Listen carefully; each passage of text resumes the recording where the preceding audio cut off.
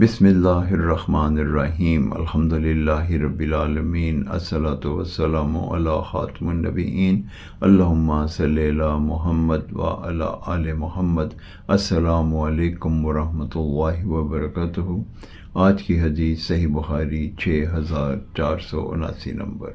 نبی کریم صلی اللہ علیہ وآلہ وسلم نے اس حدیث مبارکہ میں ان 7 خوش نصیب لوگوں کا تذکرہ فرمایا ہے جنہیں روز محشر اللہ تعالیٰ اپنے عرش کے سائے میں جگہ عطا فرمائیں گے۔ ان میں سے ایک شخص وہ ہے کہ جو اس اخلاص اور خفیہ طریقے سے دوسروں کی مدد کرتا ہے کہ بائیں ہاتھ کو بھی معلوم نہیں ہوتا کہ دائیں ہاتھ نے کیا خرچ کیا۔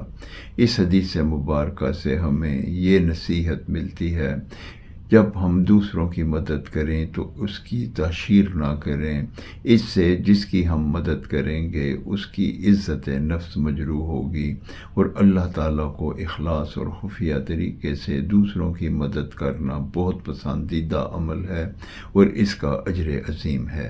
اللہ تعالیٰ ہمیں بھی یہ عمل کرنے کی توفیق عطا فرمائے، آمین یا رب العالمین۔ السلام علیکم ورحمۃ اللہ وبرکاتہ۔